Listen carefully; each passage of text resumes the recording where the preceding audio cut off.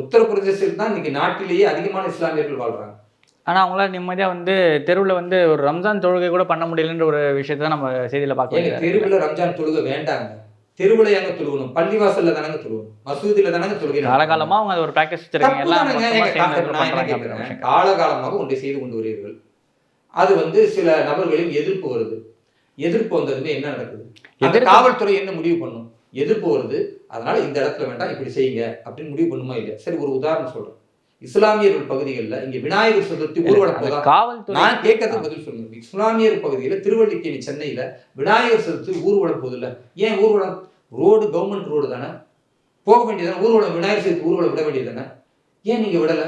ஏன் இந்து முன்னணியினுடைய தலைவராக இருந்து இறக்கும் வரை திரு ராமகோபாலன் அவர்கள் தொடர்ந்து ஒவ்வொரு விநாயகர் சதுர்த்தியும் நீங்க வந்து அவரை வந்து கைது செய்தீர்களா இல்லையா? எதுக்காக கைது செஞ்சீங்க? அப்போ உங்களுக்கு என்ன தெரியுதுன்னா, இது பிரச்சனை வரும், லாண்ட் ஆர்டர் வரும், அங்கிருந்து அவர்கள் ஒன்றும் பிரச்சனை பண்ணிடுவாங்க, இல்லை இங்கிருந்து நீங்க பிரச்சனை பண்ணிடுவீங்க, சமூக நல்லிணக்கம் கெட்டுரும்.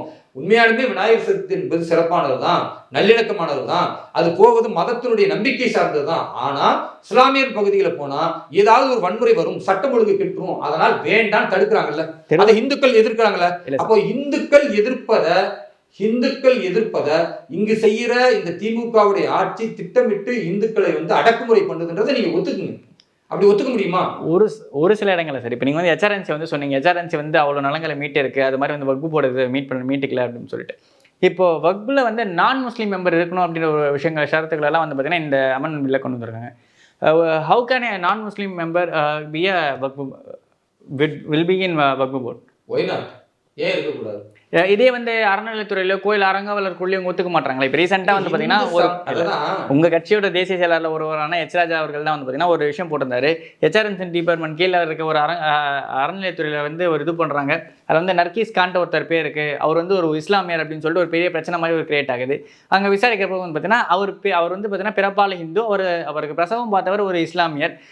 அந்த ஒரு தார்மீக கேட்கறது இந்து சமய அறநிலையத்துறையில் இஸ்லாமியர்கள் இருக்கக்கூடாதுன்னு சொல்றீங்க. சொல்றதே உங்க சொல்றீங்க. ஆனால் இஸ்லாமியர்கள் நடத்தக்கூடிய வக்ஃப் போர்டு என்கிற வாரியத்தில் இந்துக்கள் வருவது நியாயமா? இதுதான் உங்க கேள்வி. நியாயமா? நான் என்ன கேட்கிறேன்னா, இந்து சமய அறநிலையத்துறை மாதிரி இஸ்லாமிய சமயம் ஒரே மாதிரி நம்பிக்கை உள்ளதா? இந்து சமய நம்பிக்கை வேறு, இஸ்லாமிய நம்பிக்கை வேறு. இந்து சமய நம்பிக்கையின்படி அங்க இருக்கக்கூடிய கோவில்கள், குறிப்பாக மதுரை மீனாட்சி அம்மன் கோவில், பழனி முருகன் கோவில், இப்படி குருவாயூர் கோவில், இந்த மாதிரியான கோவில்கள்ல இந்துக்கள் அல்லாதவர்கள் உள்ள நுழைய கூடாது, நுழைய அனுமதி இல்லை.